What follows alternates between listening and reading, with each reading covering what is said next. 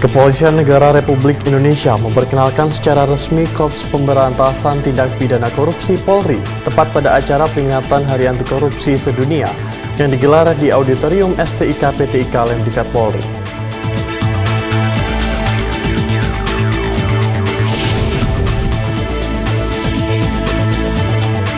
Polres Wonosobo menggelar apel kesiapsiagaan penanggulangan bencana di halaman Mapolres Wonosobo, Senin 9 Desember 2024.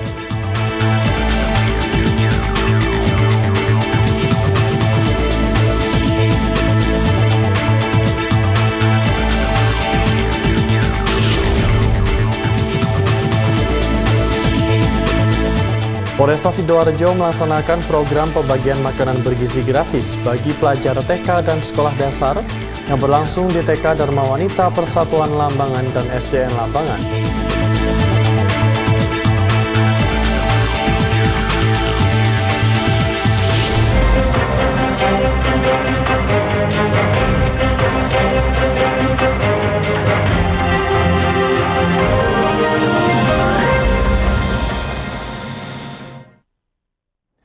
Selamat pagi pemirsa, Presisi Pagi kembali hadir edisi Selasa 10 Desember 2024. Seperti biasa, selain 3 berita utama tadi, selama 1 jam ke depan kami juga telah menyiapkan sejumlah informasi terkini lainnya.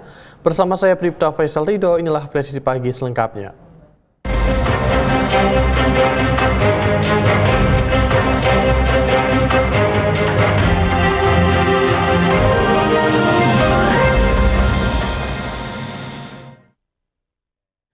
Di informasi pertama, pemirsa, dalam rangka cipta kondisi aman dan damai, Kapolres Tasikmalaya mengungkap kasus pembunuhan wanita asal Sleman yang jasadnya ditemukan di wilayah Kelurahan Uruk Kawalu, Kota Tasikmalaya, di mana pelaku juga menjual beberapa barang berharga milik korban. Dan berikut laporan personel Pitumas Polda Jabar, Bribda Ilham Nurrahman. Kapolres Tasikmalaya Kota pimpin press release pengungkapan kasus yang terjadi di Kota Tasikmalaya beberapa waktu lalu. Kapolres Tasikmalaya Kota AKBP Joko Sulistiono memimpin press rilis pengungkapan kasus pembunuhan wanita asal Sleman yang jasadnya ditemukan di wilayah Kelurahan Uruk Kawalu, Kota Tasikmalaya. Pelaku berinisial SK alias Iwan Dogi, 35 tahun, warga Kecamatan Ciawi, Kabupaten Tasikmalaya, melakukan pembunuhan dengan cara mencekik sebanyak 2 kali hingga korban mengalami patah tulang. AKBP Joko Sulistiono menjelaskan korban bernama Paryatun, 49 tahun, warga Sleman, Yogyakarta, hilang kesadaran usai dicekik oleh pelaku di kediamannya saat tengah tidur di ruang tengah rumahnya. Menurut Kapolres, tersangka kembali mencekik korban saat perjalanan di kawasan Kebumen hingga meninggal karena tulang lehernya patah. Pelaku baru bisa membuang tubuh korban di jurang pinggir jalan Syekh Abdul Muhyi, Kelurahan Uruk, Kecamatan Kawalu, Kota Tasikmalaya. Adapun motif pelaku yakni karena sakit hati kepada korban, dan untuk barang bukti yang berhasil diamankan yakni 1 unit mobil, 1 unit telepon genggam milik korban yang dijual oleh pelaku di wilayah Bandung. Demikian kegiatan konferensi pers untuk hari ini. Saya Bribda Ilham, pamit undur diri, salam presisi.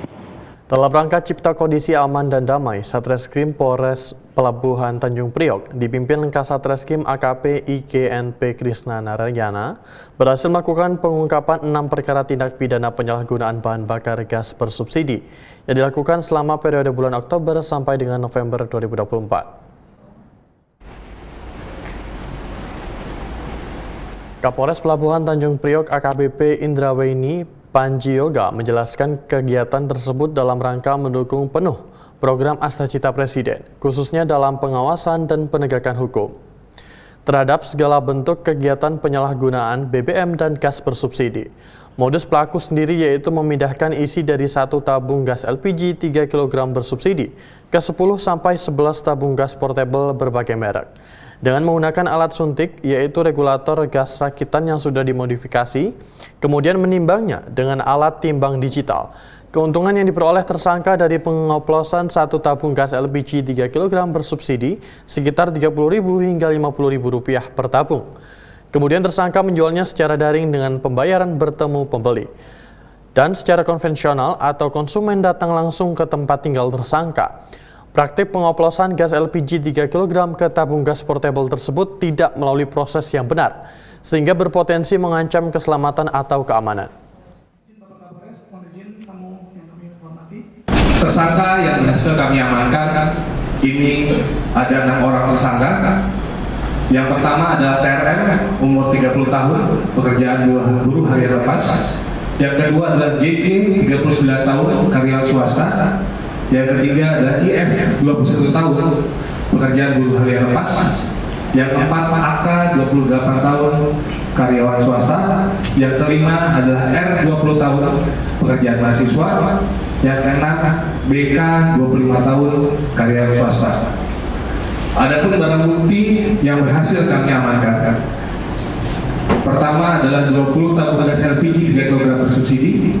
Yang kedua adalah 808 tabung gas portable isi berbagai merek. Yang ketiga adalah 758 tabung gas portable kosong dengan berbagai merek.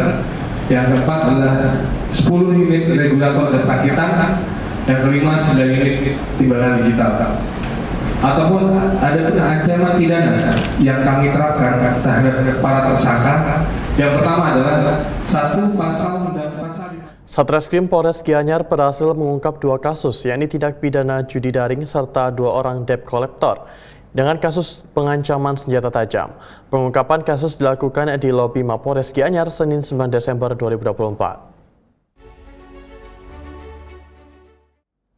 Kapolres Gianyar AKBP Umar menyampaikan terdapat 2 orang tersangka terkait tindak pidana judi daring, di mana 1 pelaku laki-laki berinisial SJN, 48 tahun, berprofesi sebagai pengepul uang judi daring. Sementara 1 orang pelaku perempuan berinisial NKS, 21 tahun, berprofesi sebagai selebgram yang mempromosikan situs judi daring. Sementara itu terkait kasus debt collector yang mengancam dengan sajam, polisi berhasil mengamankan kedua pelaku laki-laki berinisial RBBP, 29 tahun, dan AHD, 23 tahun, atas aksi pengancaman terhadap seorang ibu rumah tangga dengan menggunakan senjata jenis parang di Jalan Raya Bypass Dharma Giri, Gianyar. Kedua pelaku judi daring ditangkap di tempat berbeda dengan masing-masing barang bukti yang ikut diamankan. Kedua pelaku diancam dengan pasal 303 tentang perjudian dengan ancaman maksimal 10 tahun penjara. Sementara itu kedua pelaku pengancaman oleh debt collector disangkakan pasal 2 ayat 1 Undang-Undang Darurat RI nomor 12 tahun 1951 dan atau pasal 335 KUHP dengan ancaman pidana maksimal 10 tahun.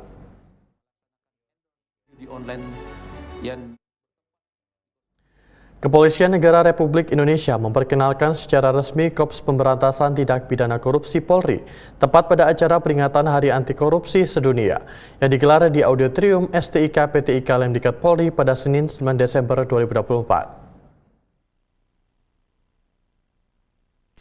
Korps Pemberantasan Tindak Pidana Korupsi Polri telah resmi diperkenalkan kepada publik dalam acara peringatan Hari Anti Korupsi Sedunia yang digelar oleh Satuan Tugas Khusus Pencegahan Tindak Pidana Korupsi Polri di Auditorium STIK PTIK Lemdikat Polri pada Senin 9 Desember 2024.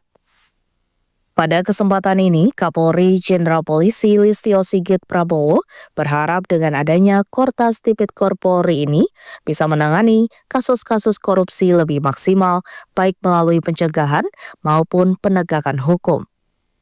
Saya kira Kortas memang kemarin perpresnya sudah disahkan, namun demikian dalam prosesnya masih ada penyempurnaan terkait dengan strukturnya. Tentunya harapan kita Kortas Tipikor semakin bisa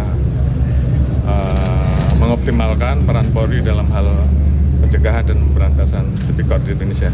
Pengenalan ini diawali dengan penjelasan terkait perjalanan Polri dalam sejarah panjang upaya pemberantasan korupsi di Indonesia mulai dari tahun 1957 hingga 2024.